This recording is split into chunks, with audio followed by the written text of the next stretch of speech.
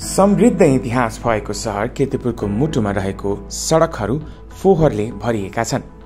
नदीमा प्लास्टिकको जथाभावी विसर्जनले प्लास्टिक प्रदूषण निम्त्याउँछ, तर क्षितिजमा एउटा नयाँ समाधान छ। ट्र्याश बुम।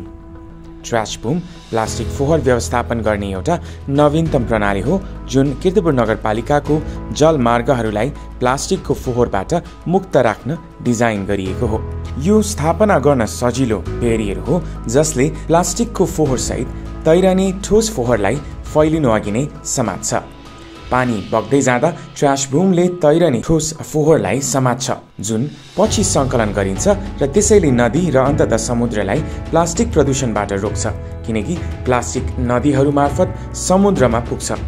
यसले पानी सफा गर्न मात्र मद्दत गर्दैन, वातावरणलाई पनि सुरक्षित गर्दछ। 1 नम्बर वडामा चाहिँ हाम्रो ट्रान्सपोर्ट सेन्टर राखेको छौँ हैन। ट्रान्सपोर्ट सेन्टरको जो फोहोरहरू निकालेर त्यसपछि यसलाई धोएर त्यसपछि सुकाएर वर्गीकरण गरेर अनि रियुज हुने प्लास्टिकहरू हामी रियुज गर्नेमा पठाउँछौँ।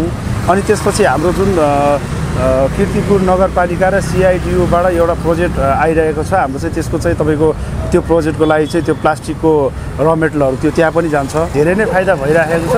यसमा के भने यो फोहोर चाहिँ हामीले हाम्रो कीर्तिपुर नगरबाट निस्किएको फोहोर हामी आफैले चाहिँ व्यवस्थित गर्न पाइरहेछौँ। अहिले हामीले यो सिधै ल्यान्डफिलमा जान्थ्यो, यो फोहोर ल्यान्डफिलमा जान्थ्यो, ल्यान्डफिलमा भोल्युम बढ्थ्यो, ल्यान्डफिलमा प्लास्टिक हामीले चाहिँ निकालेर यहाँ अहिले यो महिला समूहलाई दिँदै गर्दाखेरि हाम्रो ल्यान्डफिल जाने भोल्युम चाहिँ धेरै घटेको जस्तो लाग्छ। ट्र्याश बुमको साथ कीर्तिपुर नगरपालिका सफा भविष्यतर्फ अघि बढिरहेको छ। यो एक प्रमाण हो कि नवीनता, सहकार्य र दृढ संकल्पको साथ परिवर्तन सम्भव छ।